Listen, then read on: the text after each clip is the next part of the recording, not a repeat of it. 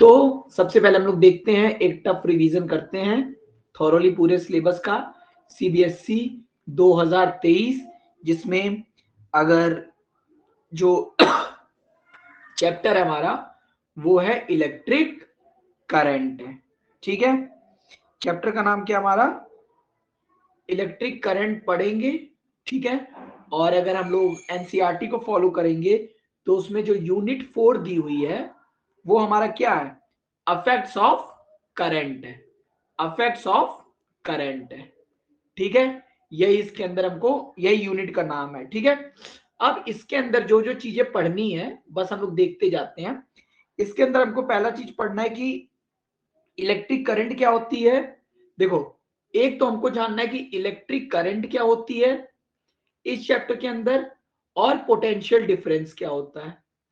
Okay sir, और potential difference क्या होता है, ये पहली चीज जो हमको इस चैप्टर के अंदर पढ़नी है। चलिए सर, ये पढ़ लिए। इसके बाद क्या पढ़ना है, इसके बाद जो अगली चीज हमको पढ़नी है वो है ओम्स लॉ क्या है, रेजिस्टेंस क्या है, रेजिस्टिविटी क्या है। ठीक है, अब अगली चीज जो हमको पढ़नी है ओम्स लॉ, उसके बाद रेजिस्टेंस क्या होता है जानना है, उसके बाद रेजिस्टिविटी क्या होती है जानना है, और फैक्टर्स, फैक्टर्स हमको जानने हैं, factors on which resistance depend. Syllabus में बस इतना ही लिखा है, factor on which resistance depends. ठीक है, ये चीज हो गई। इसके बाद हमको क्या पढ़ना है, ये दूसरी थीम है जो हमको पढ़नी है चैप्टर को, तो एक कई पार्ट्स में डिवाइड करेंगे। अगली चीज जो हमको पढ़नी है वो है कि रेजिस्टर का, रेजिस्टर का, ठीक है, रेजिस्टर का हमको कॉम्बिनेशन पढ़ना है, कॉम्बिनेशन पढ़ना है, जिसमें सीरीज भी पढ़ना है और उसके अंदर हमको पैरेलल भी पढ़ना है। तो रेजिस्टर के दो कॉम्बिनेशन पढ़ने हैं। ठीक है, एक ये चीज भी हो गई हमारी। ठीक है, उसके अलावा हमको पढ़ना है, अगली चीज जो हमको पढ़नी है वो क्या है, वो है heating affect of electric current और उसका एप्लीकेशन। इसके बाद जो हमको चीज पढ़नी है वो है heating affect of current, heating affect of current पढ़ना है। ठीक है, और उसका एप्लीकेशन पढ़ना है, एंड एप्लीकेशन मतलब कहाँ कहाँ यूज होता है, कैसे कैसे। ठीक है सर, ये भी हो गया। तो चैप्टर को यहां पर भी एक डिवाइड कर लिया, और आपको अंत में क्या पढ़ना है, अंत में जो हमको पढ़ना है वो चीज है इलेक्ट्रिक पावर। इसके बाद हमको क्या पढ़ना है, ये इलेक्ट्रिक पावर क्या होती है ये जानना है, ये एक टॉपिक है। ठीक है, चीजें आपको बहुत क्लियर होनी चाहिए कि आप क्या पढ़ने जा रहे हैं। और लास्ट चीज जो हमको पढ़नी है वो है एक इंटर रिलेशन पढ़ना है पीवी और आईआर में। इंटर रिलेशन, इंटर रिलेशन क्या है, पी में, वी में, आई में और आर में। तो ये चार चीजें हैं, मतलब टोटल कितनी चीजें हुई, यानी ये चैप्टर 1 2 3 4 5 6 6 पार्ट्स में डिवाइड है। ओके, तो अगर हम लोग एक एक पार्ट को क्लियर करते जाएंगे तो हमारे लिए चीजें बहुत आसान हो जाएंगी। यहां तक समझ गए कि नहीं, यहां तक क्लियर। हमको चैप्टर में क्या क्या पढ़ना है, तो ये टॉपिक आपको सारे पता होने चाहिए। जैसे अगर बोर्ड हमसे पूछेगा वो क्या पूछेगा, वो यही पूछेगा what is electric current, what is potential difference, what is Ohm's law, what is resistance, what is resistivity, what are the factor on which resistance depend, resistor combination, series, parallel, heating effect of current and application, electric power क्या होता है, inter relation between P V and I and R. यहां तक clear sir. यहां पे अब हम लोग शुरू करते हैं। तो सबसे पहला जो हमारे पास टॉपिक है वो क्या है, पहला टॉपिक जो हमको करना है वो है कि इलेक्ट्रिक करंट। ठीक है, जो रेड वाला, जिसमें क्या था हमारा electric current and and potential difference, electric current and potential difference. Spelling पहली बात आपको बहुत क्लियर होनी चाहिए, क्योंकि पेपर में सबसे ज्यादा लोग इसकी स्पेलिंग बहुत गलत लिखते हैं। ठीक है, तो इसको याद रखिएगा, पो, TEN 10, TIAL, शीयल, पोटेंशियल। ओके, स्पेलिंग करिएगा, पहली प्रॉब्लम ये आपका एरर होना चाहिए। अब अगर मुझसे क्वेश्चन कोई पूछ लेगा तो मुझसे पास सबसे ज्यादा क्या पूछ सकता है? पहला क्वेश्चन, अगर मैं सिलेबस देखूं, यहाँ पे मेरे पास सिलेबस है, तो सिलेबस में इलेक्ट्रिक करंट है, तो पहला क्वेश्चन मुझसे बोर्ड यही पूछ सकता है कि व्हाट इज इलेक्ट्रिक करंट। तो क्वेश्चन मेरे पास आएगा व्हाट इज इलेक्ट्रिक करंट। ठीक है, तो मैंने आपको बताया हुआ है पहले भी, हम लोग जानते हैं कि जब भी इस क्वेश्चन का आंसर लिखेंगे हम लोग, तो बस ध्यान देने वाली क्या चीज है, देखो अगर लिखा है flow of charge is called current, flow of charge is called current, नहीं, क्योंकि मैंने आपको बताया था ना कि एटम में एक इलेक्ट्रॉन घूम रहा है, एक एटम के न्यूक्लियस के अराउंड इलेक्ट्रॉन घूम रहा है, तो उसमें चार्ज का फ्लो हो रहा है, वो करंट नहीं है। उसके बाद अगर लिखा हो क्या rate of flow of charge is current, rate of flow of charge, तो मैंने बताया था कि रेट मतलब क्या होता है, रेट मतलब था टाइम, तो मान लो इलेक्ट्रॉन घूम रहा है, कुछ टाइम में ही घूम रहा होगा, तो ये भी गलत है। लेकिन तो सर इलेक्ट्रिक करंट की डेफिनेशन होगी क्या? तो अगर आपसे क्वेश्चन ये बोर्ड में आता है तो हम बोलेंगे द डायरेक्शनल, द डायरेक्शनल। ठीक है, तो ये शब्द लिखना सबसे जरूरी है, the directional rate of flow of charge is called current, is called current. यहां तक क्लियर हो गया? उसके बाद आपसे पूछेगा वो ज्यादा कि व्हाट, और फिर आप इसके बाद लिखेंगे ये। अब लिखे, अब इसका मतलब क्या हुआ, जब आप ये लिख देते हैं डेफिनेशन, तो आप नीचे लिखते हैं कि I equal to Q upon T। ठीक है ना, वेयर, जहां पे Q क्या है, चार्ज, Q क्या है, चार्ज, ठीक है, जिसकी यूनिट आप ब्रैकेट में क्या लिख देंगे, कोलाम्ब। Q किस में है, कोलाम्ब में। और T क्या है, टाइम। ठीक है, टाइम क्या है, सेकंड में। टाइम किस में लेंगे, सेकंड में लेंगे। अब तुम यहां पे लिखोगे, और जब भी ये होगा तो अगली चीज जो आप लिखोगे वो लिखोगे SI यूनिट। तो आप बोलोगे, देखो जब भी क्वेश्चन पूछा व्हाट इज इलेक्ट्रिक करंट, तो आप ये भी लिखिए, एक फॉर्मूला भी दर्शाइए, और लास्ट में लिख दिए the SI unit of current is ampere, AMPERE।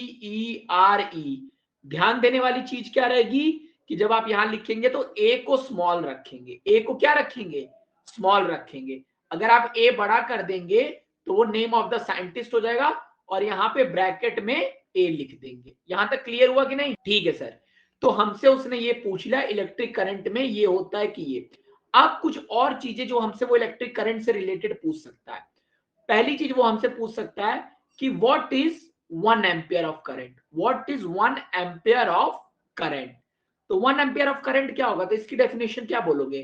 ठीक है, तो अब जब इसका आप आंसर लिखोगे तो इसमें आप जानते हो कि, आप जानते हो ऐसे लिखोगे कि I equal to Q upon T, I equal to Q of T. तो देयरफॉर अब आप कहोगे व्हेन 1 कोलाम्ब, अगर Q की वैल्यू कितनी है, 1 कोलाम्ब, चार्ज को किसमें नापते हैं, coulomb. When 1 coulomb of charge, when 1 coulomb of charge flow through through any conductor, when 1 coulomb of charge, यहां कंडक्टर लिखना बहुत जरूरी है। तो व्हेन 1 कोलाम्ब, अगर नहीं आपको कंडक्टर याद आता है कुछ बॉडी लिख दो, ठीक है। When 1 coulomb of charge flow through any conductor in unit time, in unit time मतलब, और ब्रैकेट में लिख दो 1 second, then 1 ampere current is produced. Clear हो गया? इसके बाद आपसे क्या पूछेगा, यहां तक क्लियर, ये हो गया। और कुछ चीजें जो आपको एक्स्ट्रा नॉलेज में, 2 पॉइंट आपको बस जानना है, कि आप बस ये जान जाइए कि देखो द देखो direction of flow of current, देखो मतलब आपको बस ये बोलना कि द डायरेक्शन, एक कॉन्सेप्ट जो आपको जानना है इस टॉपिक के अंदर, एक कॉन्सेप्ट क्या जानना है, direction the direction of current, the direction of current is opposite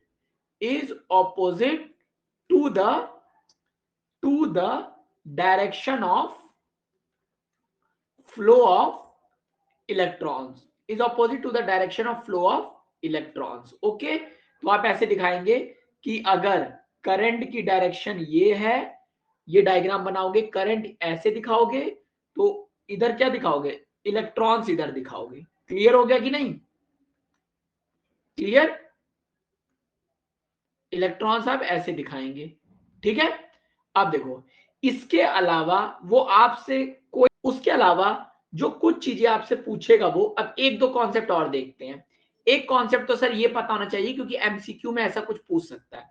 दूसरी चीज अगर मैं इसको अलग कर दूं, ठीक है, और वो क्या पूछ सकता है यहां से, वो एक चीज मुझसे ये पूछ सकता है कि मतलब एक डिवाइस होता है एमीटर, एम मीटर, स्पेलिंग याद रखना, M metre, T R E नहीं होता, टी ई आर होता है। तो एमीटर क्या होता है, आपको एमीटर से बस ये करना है कि एमीटर जो होता है वो मेजर करता है, मेजर करता है इलेक्ट्रिक करंट। समझ गए कि नहीं?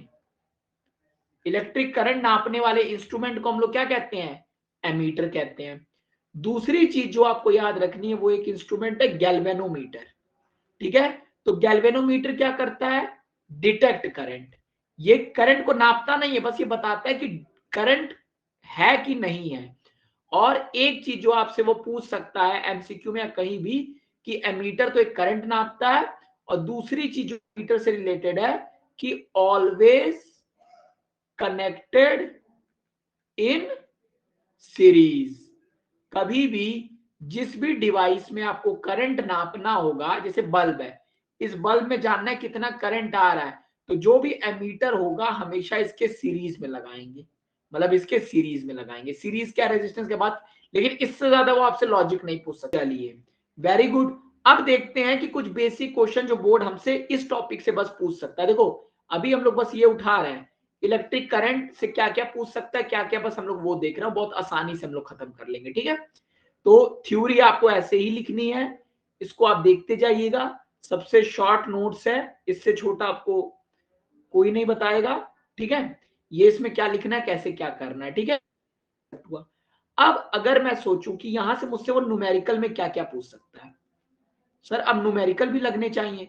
तो न्यूमेरिकल में अगर वो इलेक्ट्रिक करंट से पूछेगा तो देखो वो हमसे क्या पूछ सकता है। तो अगर इस टॉपिक में एक ही फॉर्मूला है, I equal to Q upon T है, यही एक फॉर्मूला है ना, I equal to Q upon T, तो इसमें वो हमसे क्या क्या पूछ सकता है। देखो, अगर वो हमको क्या क्या दे सकता है, अब एक चीज आपको यहां पे पता होना चाहिए कि कभी कभी क्या देगा, देखो क्यू जो है वो चार्ज है, वो क्या है, चार्ज है। तो कभी कभी आपको याद बस होना चाहिए कि जो Q होता है वो N होता है, मतलब number of electrons, number of electrons into charge on one electron, charge on one electron, ठीक है।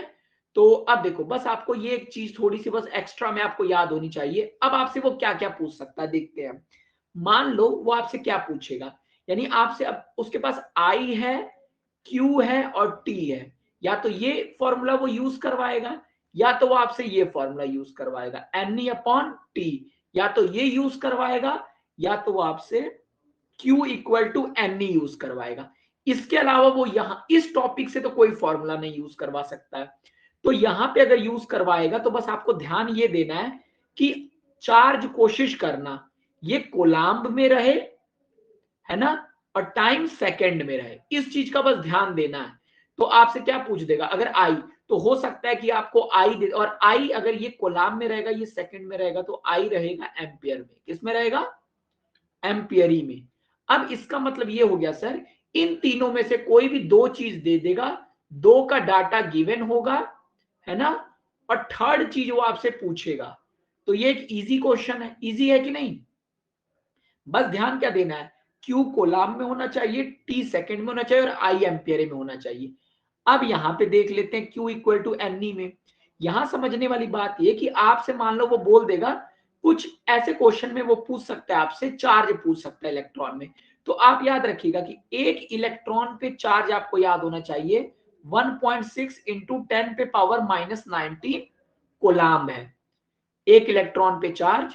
तो वो पूछेगा आपसे, और मान लो आपको नंबर ऑफ इलेक्ट्रॉन वो दे देगा, मान लो उसने बोल दिया नंबर ऑफ इलेक्ट्रॉन आपको दे देगा या नहीं देगा, या तो आपको Q मतलब Q इक्वल टू NE ये आपको पता होना चाहिए, है ना। तो इन तीनों में से फिर वही कहानी, E कोलाम में होना चाहिए जिसकी वैल्यू ये होनी चाहिए, N नंबर ऑफ इलेक्ट्रॉन है, Q आप निकाल लेंगे, ठीक है। अब ज्यादातर ये क्वेश्चन यहां से क्या पूछता है मैं आपको बता रहा हूं, ये पूछता है कि अगर आप सोचिए एक कोलाम्ब चार्ज में, यहां पे जो सबसे ज्यादा क्वेश्चन बनता है वो ये बनता है कि एक कोलाम्ब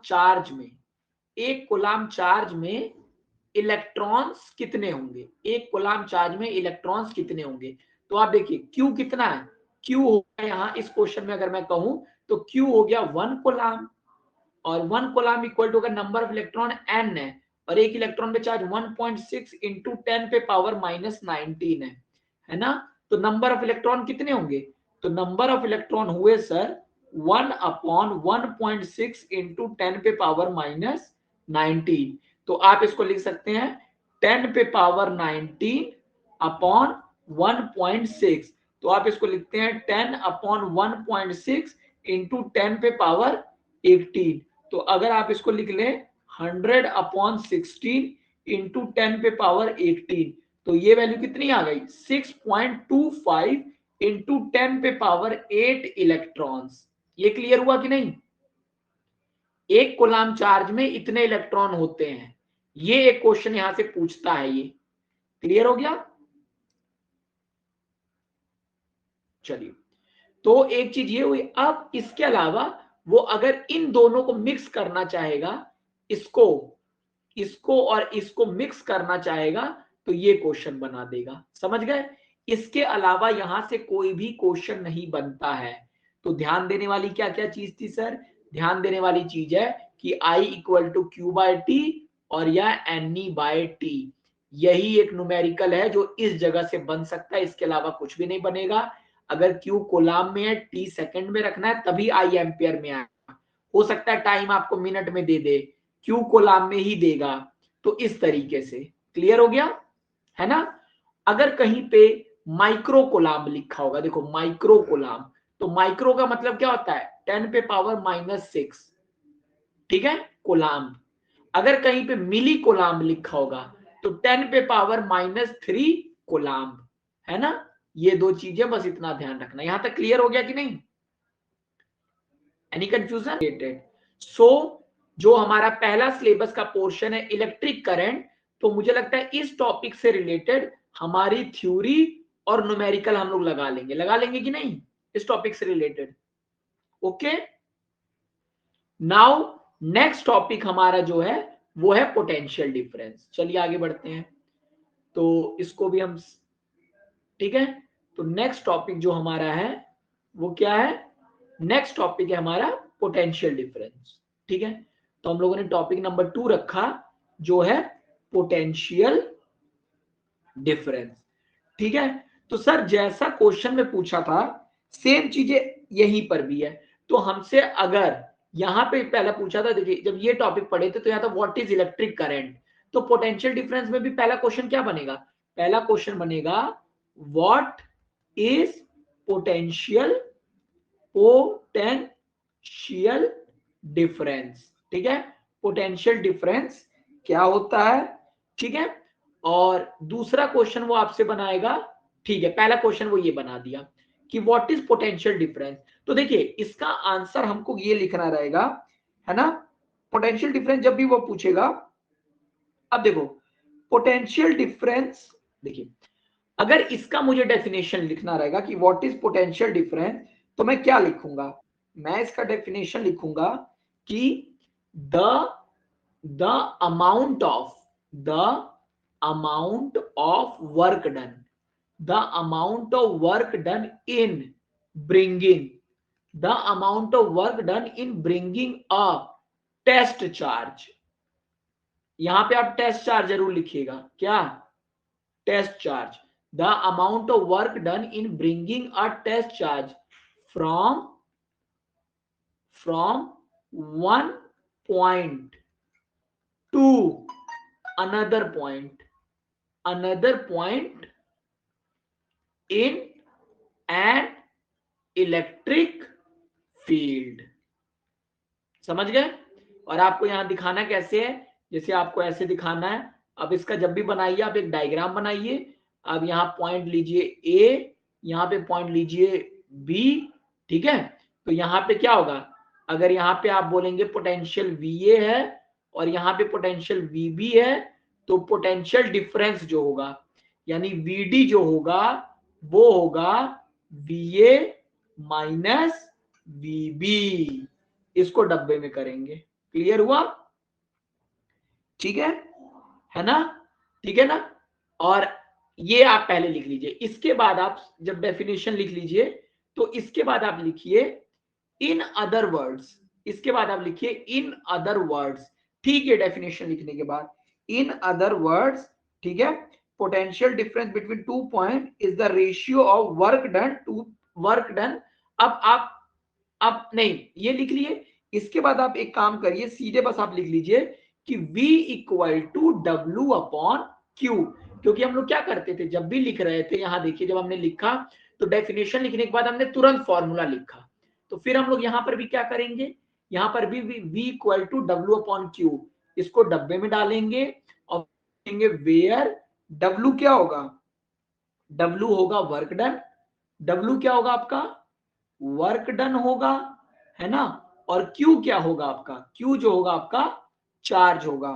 वर्क डन किस में होता है, यहाँ पे ब्रैकेट में आप दिखाएंगे वर्क डन जूल में होता है, और चार्ज किस में होता है आप दिखाएंगे कोलाम में होता है। यहां तक क्लियर है ना? अब जब ये लिख रहे थे, अब अगली चीज हम लोग क्या लिख रहे थे, ये लिख लिए डेफिनेशन। डेफिनेशन के बाद फॉर्मूला लिख के फिर हम लोग SI यूनिट लिखते हैं। तो अब हम लोग यहाँ पे लिखेंगे लास्ट में कि SI यूनिट क्या होती है। मैं क्या लिखूंगा, the SI unit, the SI unit of potential difference is volt. और वोल्ट का V छोटा लिखना, ओके, और ब्रैकेट में लिखना V। क्लियर हो गया? क्लियर? ठीक है, चलिए। तो यहां तक पोटेंशियल डिफरेंस हो गया सर। तो अब इस टॉपिक से अगला क्वेश्चन क्या पूछेगा, तो अगला क्वेश्चन जो हमसे वो पूछ सकता है, वो पूछेगा what is 1 volt. What is 1 volt. तो हम लोग व्हाट इज 1 वोल्ट क्या होता है, तो मैं जब भी इसका सोल्यूशन मतलब आंसर लिखूंगा तो सबसे पहले मैं क्या लिखूंगा, अगर मुझसे कोई पूछे 1 वोल्ट क्या होता है, ठीक है ना, तो मैं बोल सकता हूं कि देखो, अब मैं लिखा V equal to W upon Q होता है, ठीक है। तो 1 वोल्ट इक्वल टू 1, फिर यहां पे क्या लिखा 1 जूल अपॉन 1 कोलाम, ठीक है। तो इतना आप लिखोगे तो पहली बात आपको एक नंबर मिल जाएगा, कुछ नंबर मिलेगा। आप ये लिख देते हैं, कई लोग ये लिख देते हैं द रेशियो 1 जूल और 1 कोलम्ब इज 1 वोल्ट, लेकिन हम थोड़ा सा हट के लिखेंगे इसी चीज को थोड़ा सा और डिफाइन करते करते हुए, ठीक है ना। तो जो भी आप कोई पूछा आपसे 1 वोल्ट क्या होता है, ठीक है ना, तो तुम बोलो it is the potential difference between 2 points in a current carrying conductor. तो ये क्या है, it is a potential difference. अब 1 क्या होता है, it is a potential difference, क्योंकि भाई पोटेंशियल डिफरेंस क्या होता है, it is a potential difference between between 2 points. It is a potential difference between 2 points, ठीक है। इन अब कहां पे, इन अ करंट, ये लाइन जरूर लिखना, in a current carrying conductor, in a current carrying conductor. ये लाइन आप छोड़ देते हैं इसलिए थोड़ी सी गड़बड़ होती है, तो ये बहुत इंपॉर्टेंट है। It is a potential difference between 2 points, ठीक है, between 2 points in a current carrying conductor. कब, करंट कैरिंग कंडक्टर में कब, अब आगे आप लिखेंगे when 1 joule of current carrying conductor, when 1 joule 1 joule of work, when 1 joule of work is done to move a charge of 1 coulomb, 1 coulomb from one point to other, 1 coulomb from one point, 1 point to other. Clear हो गया concept? Clear concept हो गया ना? 1 volt तक वो क्या पूछेगा, ठीक है ना? अब दूसरी चीज, अब कुछ कॉन्सेप्ट पे आते हैं जो यहां से पूछेगा, वो हमसे कुछ चीजें जो हमको पता होनी चाहिए, ठीक है ना यहां तक? चलो आगे जो हमसे वो चीज पूछेगा, अब हमको यहां पे देखो, मैं पहली चीज बोलूंगा कि पहली चीज में क्या बोलूंगा कि जो वोल्ट है, वोल्टेज जो पोटेंशियल डिफरेंस, ठीक है ना? तो potential difference is measured by, is measured by, ठीक है, वोल्ट मीटर। किससे नापा जाता है? Volt meter. और दूसरा पॉइंट आप कहेंगे कि जो वोल्ट मीटर होता है, volt meter is always, volt meter is always connected in parallel. Volt meter कैसे कनेक्ट होता है? हमेशा पैरेलल में कनेक्ट होता है। और जब भी कभी भी आप वोल्ट मीटर या वोल्ट के बारे में लिखिए तो ये एक रेजिस्टेंस बनाइए और इसके बगल में आप एक वोल्ट मीटर लगा दीजिए। Okay, clear? अब देखिए, तो वोल्ट मीटर में इससे ज्यादा कुछ भी आपसे नहीं पूछ सकता है उस टॉपिक से।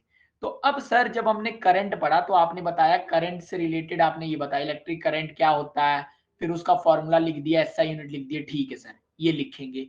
अगर कोई पूछेगा व्हाट इज 1 एम्पियर करंट तो ये लिखेंगे। फिर एमीटर पता है इलेक्ट्रिक करंट नापता है, सीरीज में होता है। गैल्वेनोमीटर करंट रेट करता है। कॉन्सेप्ट इसमें यही है, एक कॉन्सेप्ट की करंट की डायरेक्शन इलेक्ट्रॉन की डायरेक्शन अपोजिट होती है और आपको कभी भी इसको पैरेलल में ही दिखाना है। इस यहाँ पे रेजिस्टेंस बना देना, ठीक है? इस तरीके से आपको कभी भी सीरीज में ही कनेक्ट होता है। और फिर मैंने बताया जब भी न्यूमेरिकल पूछेगा तो इससे ज्यादा कॉन्सेप्ट तो यहां से नहीं पूछ सकता है, ठीक है? तो यहाँ पे थोड़ा सा ध्यान दीजिएगा तो आपको चीजें क्लियर होंगी। सारी चीजें मैंने बताई हैं। उसके बाद मैंने बताया कि क्वेश्चन पूछेगा व्हाट इज पोटेंशियल डिफरेंस, तो आप ये करेंगे और ये डायग्राम बनाएंगे और ये वाला फॉर्मूला लिखेंगे VD equal to VA minus VB और इन अदर वर्ड्स करके फिर आगे आप ये लिख देंगे SI into potential difference is volt लिख देंगे। वोल्ट में बस ध्यान देना जब भी लिखना तो V को छोटा लिखना, ओके? उसके बाद मैंने बताया क्वेश्चन पूछेगा व्हाट इज 1 वोल्ट, तो 1 वोल्ट आप यही लिखेंगे it is the potential difference between 2 points in a current carrying conductor जरूर लिखेंगे। फिर बाकी फॉर्मूले से दिख ही रहा है पोटेंशियल डिफरेंस हमेशा वोल्ट मीटर से नापा जाता है, वो हमेशा पैरेलल में होगा। अब सर क्वेश्चन है कि अगर यहां से न्यूमेरिकल क्या बनेगा, अगर इस टॉपिक से वो न्यूमेरिकल बनेगा तो न्यूमेरिकल क्या बनेगा? तो सिंस सर यहाँ पे एक छोटा सा फॉर्मूला बस है, V equal to W upon Q. V equal to क्या है? W अपॉन क्यू, जिसमें W की वैल्यू है जूल्स में, Q की वैल्यू है कूलाम्ब में और V की वैल्यू है वोल्ट में। तो ये बात आप हमेशा याद रखिएगा कि यूनिट क्या है। अब आपसे ज्यादातर जो भी देखा गया है मैक्सिमम टाइम में वो आपसे पूछता है W, ज्यादातर या तो आपसे W पूछेगा तो वो गिवन क्या देगा, अगर W पूछेगा तो मतलब V और Q उसको देना पड़ेगा। तो मैक्सिमम केस में वो W ही पूछता है कि बताइए कितना वर्क करना पड़ेगा जब आप किसी चार्ज को मूव करेंगे, ठीक है? किसी पोटेंशियल से किसी मतलब V दे देगा, पोटेंशियल डिफरेंस दे देगा और Q दे देगा, ठीक है? तो आप इस तरीके से W निकाल लेंगे और W कोशिश करना, अगर Q कोलाम्ब में है और V वोल्ट में है तो W किस में होगा? जूल्स में होगा, ओके? बस इस बात का ध्यान रखना और यहां पे कोई भी क्वेश्चन नहीं आ सकता है, समझ गए कि नहीं? ठीक है ना? हाँ, हो सकता है कभी कभी आपको वर्क ना दे के एनर्जी बोल दे, याद रखिएगा। कभी कभी क्वेश्चन में वो क्या बोल सकता है, वर्क नहीं बोलेगा, यहाँ एनर्जी बोल देगा, ठीक है? जैसे कि कितना एनर्जी चाहिए होगा अगर इतना चार्ज को मूव करना पड़ेगा इतने में, तो ये भी वो बोल सकता है। तो वर्क की जगह, क्योंकि एनर्जी को भी जूल में नापते हैं ना, तो कभी कभी वो एनर्जी शब्द का भी यूज करेगा आपको कंफ्यूज करने के लिए, लेकिन आपको कंफ्यूज नहीं होना है। Clear? Numerical point of view से आपको क्लियर हो गया ना न्यूमेरिकल में क्या करना है? इससे ज्यादा वो आपसे न्यूमेरिकल नहीं पूछ सकता है, ठीक है सर? हाँ, अब ये हमारा क्लियर हो गया। तो सर हमने ये वाला चैप्टर हमारा 1 2 3 4 5 6 पार्ट में डिवाइड है, जिसमें पहला पार्ट हमने कर लिया और पहले पार्ट से जो जो क्वेश्चन आ सकते हैं वो भी हमने कर लिया। ठीक है, okay, yes sir, very good. चलिए अब आगे हम लोग देखते हैं कुछ दूसरा। अब अगला टॉपिक जो हमारा था सर वो यहां था ओम्स लॉ क्या है, रेजिस्टेंस क्या है, रेजिस्टिविटी क्या है और factor on which resistance depend. चलो तो ये तो बहुत आसान टॉपिक हो गया सर। जब भी ये चीज आपसे पूछेगा तो ये जो टॉपिक है वो हमारा क्या है, इस टॉपिक में जो दूसरा टॉपिक है इसमें चार चीजें पढ़नी है।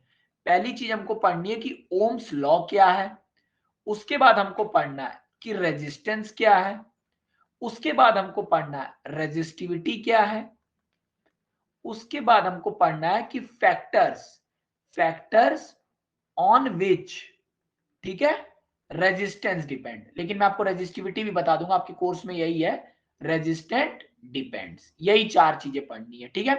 तो जब ये चार चीजें सर हमारे कोर्स में है तो पहली चीज वो हमसे क्या पूछ सकता है ज्यादा से ज्यादा, ठीक है। तो पहली चीज जो हमसे वो पूछेगा व्हाट इज ओम्स लॉ। पहला चीज हमसे वो क्या पूछेगा, देखिए तो पहला क्वेश्चन जो हमसे आएगा पेपर में वो पूछेगा व्हाट इज ओम्स लॉ, ठीक है।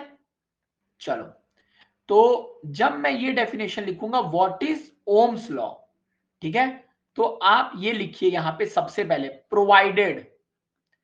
प्रोवाइडेड मतलब आपको क्या करना है, provided all physical conditions, all physical conditions, physical मतलब something which can be measured, provided all physical conditions like temperature, ठीक है ना, provided all physical condition like temperature, ठीक है ना, remaining same या remaining constant, remaining same, comma.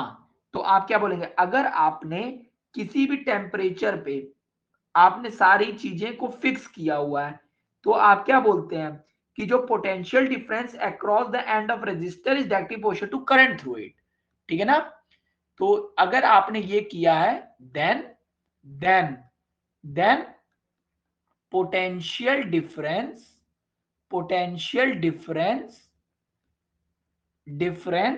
ठीक है, पोटेंशियल डिफरेंस कहां पे, across the ends of resistor, across the ends of resistor is directly proportional to current through it, directly proportional to current through it। यानी ये क्या कह रहा है, अब बस आपको अब इसके बाद आपको क्या लिखना है, इसके बाद आपको सिर्फ ये पहले तो आप ये लिख देंगे कि ये चीज हुई, इसके बाद आप ये दिखाएंगे यहां पे कि इस तरीके से। अब ओम्स ने क्या कहा, यानी उन्होंने ये कहा कि एट कांस्टेंट टेम्परेचर, ठीक है, तो क्या हुआ, इज दैट, यहां पे आप दिखाएंगे कि V is directly proportional to I, V is directly proportional to I, ठीक है। और फिर आप यहां पे लिख देंगे V upon I equal to constant, ठीक है। और इसी कांस्टेंट को हम लोग क्या कह देते हैं, कांस्टेंट इक्वल टू R, ठीक है। और यानी V equal to I R, और इसी को ब्रैकेट में आप दिखा देंगे कि ये क्या है, ओम्स लॉ है, ठीक है ना, ओके, है ना। और सर अब अब देखो, यानी जो कांस्टेंट होता है V अपॉन I का, अब यहां पे रेजिस्टेंस डेफिनेशन उसने इंट्रोड्यूस कर दिया। तो अगर वो ये तो आपसे यही पूछेगा कि व्हाट इज ओम्स लॉ, तो आप ये बता देंगे, इसको कुछ नहीं बताना ओम्स लॉ में, ठीक है। अब वो आपसे पूछेगा, अब देखो अब जब तुमने दिखा दिया कि मतलब अब वो यहां से अगली चीज जो बोलेगा कि ओम्स लॉ क्या हो गया, बस इतना ही लिखोगे। अब अगली चीज वो आपसे जब पूछेगा, वो पूछेगा कि व्हाट इज रेजिस्टेंस। तो व्हाट इज, अगला क्वेश्चन वो आपसे पूछेगा व्हाट इज रेजिस्टेंस, क्योंकि ओम्स लॉ तो हम समझ गए क्या होता है। अगला चीज वो आपसे पूछेगा व्हाट इज रेजिस्टेंस, ठीक है। तो इसका डेफिनेशन क्या लिखेंगे सर, और यहां से देखो कई चीजें आएंगी जो हमको समझना है ना। तो अगर मैं इससे पूछूं कि व्हाट इज रेजिस्टेंस, तो मैं बोलूंगा it is that property of a conductor, मतलब या आप सीधे बोलिए property of a conductor to resist the flow of charge through it. Resistance क्या होता है, एक तरीके से रुकावट होता है, यानी property of conductor, property of conductor to resist, property of conductor to resist, क्या resist, the flow of charge through it, the या करंट बोलो या resist the flow of charge through it. ये फ्लो ऑफ चार्ज एक्चुअली में क्या है, current ही है। ओके, तो the property of conductor to resist current through it, या the property of conductor to resist the flow of charge through it. Clear, through it, ये आप बोल देंगे, ठीक है। और फिर यहां पे रेजिस्टेंस हो गया, यहां तक क्लियर, यहां तक क्लियर, ठीक है सर। अगली चीज आप बोलेंगे कि अब देखिए, अब आपने ये लिख दिया, अब आप लिखोगे, अब देखो कभी भी कोई डेफिनेशन लिखते हैं तो उसके बाद हम लोग क्या लिखते थे, R equal to V upon I, ठीक है। फिर इसको आप डब्बे में डालोगे, फिर आप लिखोगे वेयर V क्या है, V है वोल्ट, वोल्ट नहीं लिखते हो, वोल्ट नहीं लिखना है, V है पोटेंशियल डिफरेंस, आपको लिखना पड़ेगा, पूरा लिखना। I क्या है, करंट है, ब्रैकेट में लिख देना, ये एम्पियर में है, पोटेंशियल डिफरेंस वोल्ट में है। और R क्या है, R है रेजिस्टेंस, जो कि किसमें, ओम्स में। अब आप अगली चीज लिखेंगे, यहां पे क्या लिखेंगे, it's SI unit, it's SI unit is, O छोटा रहेगा OHM ब्रैकेट में, और इसको आप ओमेगा को रिप्रेजेंट कर देंगे। क्लियर हो गया, क्लियर। अब रेजिस्टेंस, अब नेक्स्ट क्वेश्चन क्या पूछ सकता है सर, वो नेक्स्ट क्वेश्चन वो हमसे पूछेगा, नेक्स्ट क्वेश्चन जो हमसे पूछेगा, what is 1 ohm, what is 1 ohm, 1 ohm क्या होता है। तो हम क्या बोलेंगे, 1 ओम क्या होता है, ठीक है। तो हम जानते हैं कि R equal to V upon I. अब आप यहां पे लिखो 1 ohm equal to 1 volt upon 1 ampere, इसको ब्रैकेट में लिखना, ठीक है। और यहां पे लिख देना एट कांस्टेंट टेम्परेचर, ठीक है, एट कांस्टेंट टेम्परेचर। अब आपसे पूछ रहा है कि रेजिस्टेंस क्या होता है, तो आप सिंपल भाषा में क्या बोलोगे, व्हाट इज द, मतलब ये 1 ओम के कब होगा, ठीक है।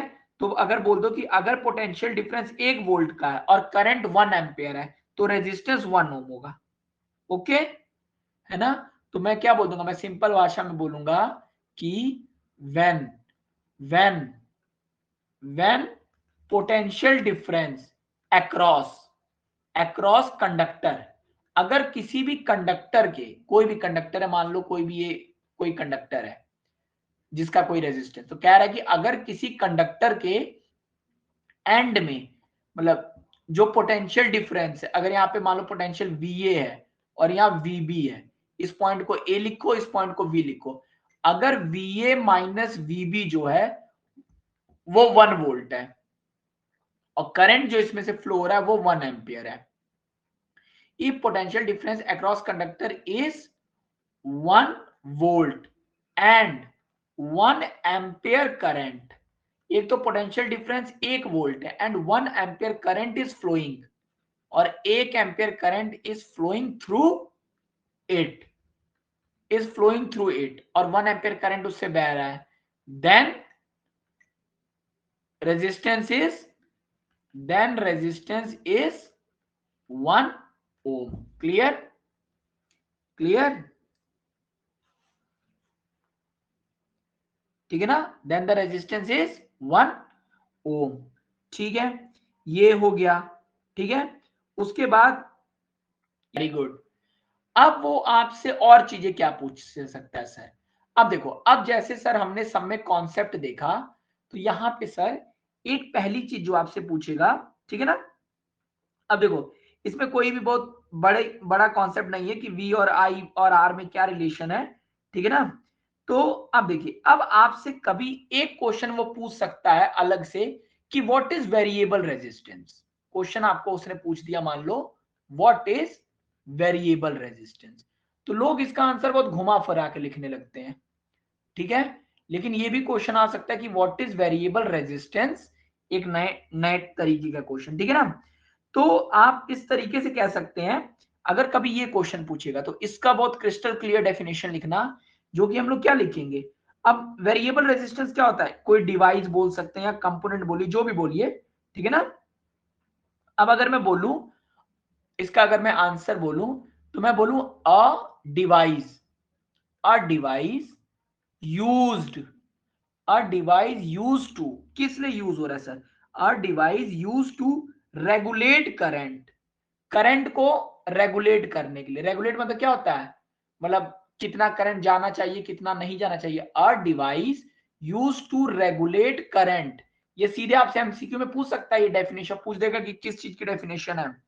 तो a device use to regulate current without changing the voltage source, without changing without changing the voltage, without changing the voltage source। Clear हुआ कि नहीं, a device use to regulate the current without changing the voltage source, यानी voltage नहीं बदल रहे हैं लेकिन current बदल रहे हैं। अब इससे फायदा क्या होगा, तुम खुद ही सोचो। तुम जानते हो कि R equal to V upon I होता है।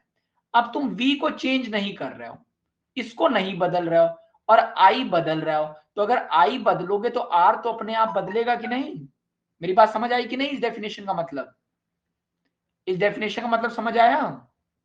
तो देखो, कोई पूछेगा व्हाट इज वेरिएबल रेजिस्टेंस, तो variable resistance is a device use to regulate current, current को मतलब वो बदलने के काम आता है, लेकिन वोल्टेज का हम लोग सोर्स नहीं बदलते हैं, ठीक है ना। ठीक है। अब क्वेश्चन आपसे पूछेगा कि रेजिस्टेंस बदलने के लिए कौन सा इंस्ट्रूमेंट यूज करते हैं। अगला वो चीज आपसे पूछेगा, क्या पूछेगा, वो आपसे ये पूछेगा यहां पे कि which instrument is use to, मतलब चेंज द रेजिस्टेंस। तो यहां पे एक इंस्ट्रूमेंट का नाम याद रखना, rheostat, R rheostat, spelling याद रखना, रियोस्टैट। अब रियोस्टैट का क्या पर्पज है, रियोस्टैट का क्या पर्पज है, रियोस्टैट क्या है, यही इसी वेरिएबल रेजिस्टेंस करने के लिए काम आता है, to change the resistance in the circuit. यानी इसका पर्पज क्या है, to change the resistance in the circuit. Okay, तो ये अपने टाइप का एकदम नया क्वेश्चन होगा अगर बोर्ड पूछता है कि what is variable resistance and how variable resistance is measured. तो इसके अलावा आप कुछ भी लिखेंगे तो वो आपको नहीं मान्य करेगा। मेरी बात क्लियर हुई।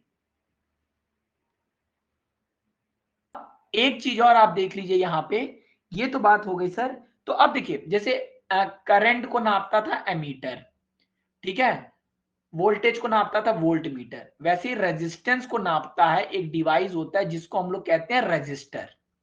क्या कहते हैं, रजिस्टर। तो रजिस्टर एक ऐसा डिवाइस है जो क्या करता है, ठीक है ना। तो अगर आपसे पूछे कि व्हाट इज रजिस्टर, तो मैं बोलूंगा रजिस्टर क्या होता है, तो इसको मैं बोल सकता हूं कि कोई भी कंडक्टर जिसका मतलब रेजिस्टेंस हो, a conductor, a conductor having, a conductor having appreciable, appreciable resistance. भाई उसी को तो रेजिस्टर बोलोगे, जिसके पास रेजिस्टेंस होगा वही तो रेजिस्टर होगा। और हर डिवाइस के पास कुछ ना कुछ रुकावट होती है, और रेजिस्टर को कैसे रिप्रेजेंट करते हैं, ऐसे रिप्रेजेंट करते हैं। क्लियर है कि नहीं, clear, it is represented by this. Okay, ठीक है।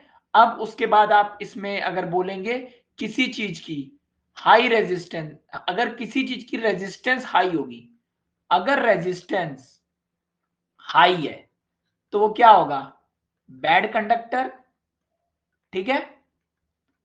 अगर रेजिस्टेंस लो है तो उसको आप क्या कहेंगे, गुड कंडक्टर। ओके, अगर रेजिस्टेंस वेरी हाई है तो उसको क्या बोलोगे? इंसुलेटर। क्या बोलोगे? इंसुलेटर बोलोगे। ठीक है ना? क्लियर? यहां तक क्लियर? अब इसी का लास्ट टॉपिक हमने देख लिया सर, ओम्स लॉ क्या होता है देख लिया, रेजिस्टेंस क्या होता है देख लिया, रेजिस्टिविटी अभी देखेंगे। उससे पहले हम लोग ये देखते हैं कि factors on which resistance depend, क्योंकि कोर्स में सिर्फ रेजिस्टेंस की बात बोला है, तो हम लोग देखते हैं कि कौन से फैक्टर हैं जिसपे रेजिस्टेंस डिपेंड करता है। ठीक है, तो अगली चीज जो हमारे काम की है वो क्या है? Factors on which resistance depends. यही क्वेश्चन पूछेगा आपसे direct, what are the factors on which resistance depends. कौन कौन से फैक्टर हैं जिसपे रेजिस्टेंस डिपेंड करता है। तो जब भी मुझे कभी इसका आंसर लिखना होगा, है ना, ठीक है, कभी भी इसका आंसर लिखना होगा, चलो अब अगर आपसे कभी ये पूछेगा कि किस पे डिपेंड होता है, तो आप बोलेंगे थिकनेस, लेंथ, टेम्परेचर। नहीं, देखिए मैं बता रहा हूं आप क्या लिखेंगे। आप लिखेंगे फैक्टर्स, मतलब which on which resistance depends are. ठीक है, पहला चीज जो आप लिखेंगे, पहला फैक्टर जिसपे वो डिपेंड करता है, ठीक है ना, रेजिस्टेंस, ठीक है ना, कंडक्टर की लेंथ, कंडक्टर लेंथ। दूसरी चीज जिसपे वो डिपेंड करता है, देखो फैक्टर ऑन विच रेजिस्टेंस, यही आप यहां कंडक्टर मत लिखिए, आप यहां लिखिएगा रेजिस्टेंस ऑफ अ कंडक्टर। एक मिनट, ठीक है, factors on which resistance of a conductor, यही लिख लेते हैं ताकि बार बार कंडक्टर ना लिखे। Conductor depends are. पहला पॉइंट, आप लोग यही पता नहीं क्या क्या लिखने लगते हो। ठीक है, अब देखो factor on which conductor depend, अब पहला जब इसका आप लिखोगे, आप लिखोगे लेंथ ऑफ कंडक्टर। ओके, ठीक है, ऑन इट्स लेंथ, कंडक्टर हो गया ना, तो मैंने कह दिया ऑन इट्स लेंथ। पहला चीज लेंथ पे डिपेंड होता है। दूसरी चीज किस पे डिपेंड होती है? एरिया ऑफ क्रॉस सेक्शन पे, on it's area of cross section, area of cross section. Okay, तीसरी चीज जिस पे वो डिपेंड होगी, वो क्या आप कहेंगे? Nature of material. क्या कहेंगे तीसरी चीज? Nature of material. आपने ये चीज लिख दी, ठीक है, उसके बाद आप सीधे यहां पे दिखाइए कि R directly proportional to L upon A, आप लिख दीजिए। ठीक है, R directly proportional to L upon A लिख दीजिए।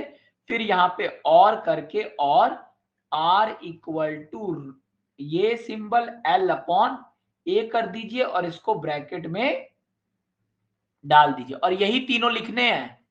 ठीक है, और एक चीज जान जाइए, ये जो भी कहानी चल रही है, ये जो कंडक्टर है ना, ये कौन सा कंडक्टर है? ये पूछ सकता है आपसे कि ये कंडक्टर क्या होता है, तो ये यूनिफॉर्म मेटेलिक कंडक्टर होता है। यानी यूनिफॉर्म मेटेलिक कंडक्टर कौन सा कंडक्टर होगा? जैसे कोई भी कंडक्टर है, मान लो, मतलब उसकी लेंथ मतलब यूनिफॉर्म होगा, एक जैसा ही होगा, चाहे उसका एरिया ऑफ, ये नहीं कि इस ऐसा कोई नहीं होगा टेपर टाइप का। मेरी बात समझ रहे हो कि नहीं? यूनिफॉर्म होना चाहिए। क्या होना चाहिए? यूनिफॉर्म होना चाहिए, एक जैसा होना चाहिए। ठीक है, चलो ये हम लोग जान गए। ठीक है, अब आप इसमें इक्वल टू, मतलब आपने ये दिखाया, अब थोड़ा सा, अब देखो यहीं तक आपका ये क्वेश्चन खत्म हो जाएगी। यहां पे अगर आपसे क्वेश्चन पूछा what are the factor on which resistance depend, तो यहीं तक चीजें खत्म हो जाएंगी। ठीक है, लेकिन अब जो चीज हमारे सामने आती है वो ये आती है कि एक टॉपिक सर यहां पे और था, जो कि था रेजिस्टिविटी। तो अगर मुझसे कोई पूछेगा यहां पे आगे कि व्हाट इज रेजिस्टिविटी, रेजिस्टिविटी क्या होती है, ठीक है, तो अगर मुझसे ये कोई पूछेगा कि व्हाट इज रेजिस्टिविटी, तो पहला क्वेश्चन ये पूछेगा, ठीक है ना, और दूसरी चीज पूछेगा कि मान लो जो भी उसने पूछ दिया, अब रेजिस्टिविटी जो होती है इसको मैं क्या बोलूंगा? अब देखो रेजिस्टिविटी जो है इसको आप बोलिएगा कि a characteristic property of a material. जो रेजिस्टिविटी होती है वो एक, आप समझिए, अब आप लिखेंगे, अब देखो अब आप लिखिए कि जो रेजिस्टिविटी होती है वो क्या होती है? अब आप जानते हैं, अब आप इसको ऐसे लिखेंगे जैसे R equal to rho L upon A implies that rho equal to R A upon L। तो ये हुआ। तो आप पूछे, कोई आपसे पूछेगा what is resistivity of a, तो रेजिस्टिविटी देखो बस आपने इतना ही दिखाया, a characteristic property of a material, और ऐसे होता है। ठीक है, अब देखो अब आपसे वो ये नहीं पूछेगा और इसको आप कहेंगे, इसको आप देखें, मतलब ये इज रो RHO, ये बता देगा कि इसको क्या कहते हैं, इसको रो कहते हैं। ठीक है, अब देखिए अब आपसे वो पूछेगा, अब रेजिस्टिव, अब वो आपसे भी पूछेगा कि मतलब अब सर कैसे प्रॉपर्टी हुई रेजिस्टिविटी, तो यहां पे आप जो चीज बोलेंगे, ठीक है ना, तो resistivity of a material is, तो अगर मैं इसका डेफिनेशन बोलूं कि what is the resistivity of a material, तो आप बोलेंगे कि द, देखो अब अगर आप रो जो होता है आप समझिए, अगर आर ए अपॉन, इसको अब अलग देखो, आर ए अपॉन एल है, अब आप समझिए अगर ए की वैल्यू 1 मीटर स्क्वायर हो जाए और एल की वैल्यू 1 मीटर हो जाए, ठीक है, तो रो की वैल्यू आर के बराबर हो जाएगी कि नहीं? अगर ए की वैल्यू 1 मीटर स्क्वायर हो जाए और एल की वैल्यू 1 मीटर हो जाएगी तो ये हो जाएगा। ठीक है, तो अगर मैं बोलूं कोई चीज कि व्हाट इज रेजिस्टिविटी, अगर मुझसे कोई पूछे व्हाट इज रेजिस्टिविटी, तो मैं बोलूंगा कि व्हेन देखो रेजिस्टिविटी क्या होता है, ठीक है ना, the resistance offered by a uniform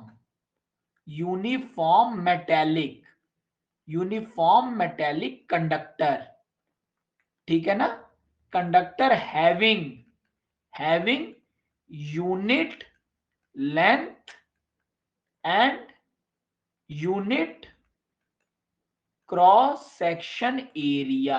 clear हो गया कि नहीं? है ना? The resistance offered by a uniform metallic conductor having unit length and unit cross section area। और अगर आपसे क्वेश्चन पूछा कि, खैर आपसे नहीं पूछेगा लेकिन मान लो अगर उसने पूछा कि factor on which resistivity depend, factor on which resistivity depends, ठीक है, तो आप इसका बोलेंगे इट डिपेंड्स ऑन टेम्परेचर, जबकि हमने रेजिस्टेंस के केस में नहीं लिखा। देखो हम लोग कहीं ना कहीं ये जानते हैं कि टेम्परेचर बढ़ाने पे भी रेजिस्टेंस फर्क पड़ता है, लेकिन जब भी मैंने आपको बोला, आप समझिए, जब भी आप बोर्ड में इसका आंसर लिखेंगे तो आप यहां पे यही आंसर लिखेंगे कि रेजिस्टेंस किस पे डिपेंड होता है, on its length, on it's area of cross section, nature of material. Okay, और अगर वो आपसे पूछेगा, क्या पूछेगा कि ये किस पे डिपेंड होता है, ये, तो यहां पे आप सिर्फ और सिर्फ लिखेंगे it depends on temperature. Clear? Clear? ठीक है, और ये, इसके अलावा आपको जानना पड़ेगा कि एसआई यूनिट, तो एसआई यूनिट क्या होती है, SI SI unit of resistivity क्या होगी, रेजिस्टिविटी बताइए क्या होगी? अगर भाई ये, अब आप खुद ही सोचिए, अगर ये रो है, रेजिस्टेंस को ओम में नापा जाता है, एरिया को मीटर स्क्वायर में नापा जाता है, लेंथ को मीटर में नापा जाता है, तो इसका ओम मीटर नहीं होगा, तो SI unit of resistivity is ohm metre. ठीक है, ये नहीं आप करेंगे, ये बस दिमाग में रखो, ऐसे निकलता है। बाकी समझ गए कि नहीं? ओम मीटर, रेजिस्टिविटी क्या लिखोगे, ओम मीटर। ठीक है ना? ओके, अब आपको यहां पे एक चीज बस समझनी है, वो ये समझनी है कि एक्स्ट्रा आपको यहां पे क्या वो एमसीक्यू पॉइंट ऑफ व्यू से यहां पे वो पूछेगा आपसे या आपसे क्या नॉलेज वो एक्स्ट्रा में ले सकता है, ठीक है ना। तो देखो एक चीज याद रखना, दो चीजें, जो मेटल्स होते हैं और जो एलॉयज होते हैं, मेटल्स और जो एलॉयज होते हैं, इनका जो रेजिस्टिविटी होता है वो बहुत कम होता है, वेरी लो रेजिस्टिविटी। इनकी रेजिस्टिविटी क्या होती है, वेरी लो रेजिस्टिविटी। तो कल को वो आपसे पूछ सकते हैं कि जो मेटल का रेजिस्टिविटी होता है इसका ऑर्डर क्या होता है, मतलब कितना होता है। तो आप एकदम इसको याद रखिएगा, क्योंकि ये कहीं भी आप गेस नहीं मार पाएंगे। तो 10 पे पावर ओम मीटर से टू 10 पे पावर -6 ओम मीटर के बीच में रेजिस्टिविटी होती है। ये क्लियर हुआ कि नहीं, पहला चीज जो वो पूछ सकता है, ठीक है ना, है ना, ठीक है ना। रेजिस्टिविटी, देखो ये रेजिस्टिविटी बहुत कम है।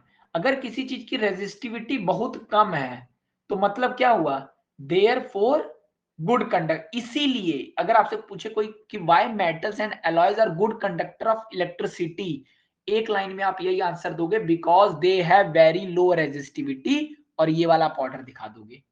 समझ गए कि नहीं, therefore very good conductor. मेरी बात समझ गए कि नहीं, बहुत ज्यादा कंफ्यूज नहीं करना, इलेक्ट्रॉन है ये है वो है। कोई पूछे मेटल अलॉय क्यों अच्छी मतलब वो होते हैं गुड कंडक्टर होते हैं, तो आप सीधे बोले कि उनकी बहुत लो रेजिस्टिविटी होती है ना, ठीक है। और दूसरी चीज जो आपसे पूछेगा, अभी सुनो पता चल जाएगा। एक चीज तुमको ये याद रखनी है एमसीक्यू में, दूसरी चीज जो तुमको, अब ये तो सर था वो था, अब जब अगर तुम यही चीज इंसुलेटर ले लेते, अगर मैं यही चीज इंसुलेटर ले लेता, इंसुलेटर, देखो इंसुलेटर जो होता है, इंसुलेटर की जो होती है वो वेरी हाई रेजिस्टिविटी होती है, वेरी हाई रेजिस्टिविटी होती है, रेजिस्टिविटी होती है।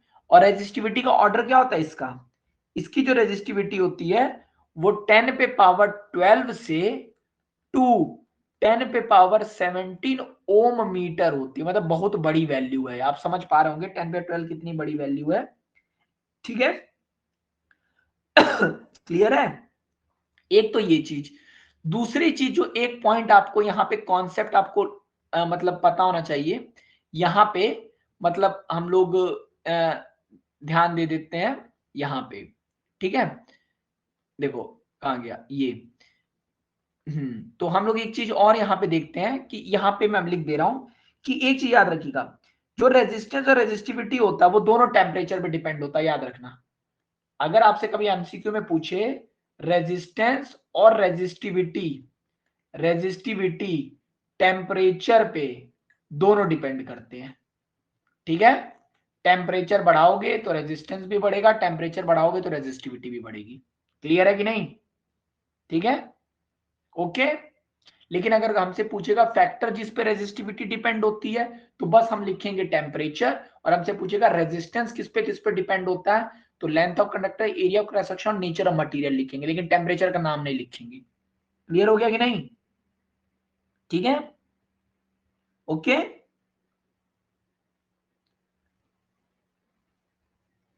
ठीक है, अब अगर मैं आपसे क्वेश्चन, एक क्वेश्चन जो कि हमेशा आता है, वो आता है कि वाई एलॉयज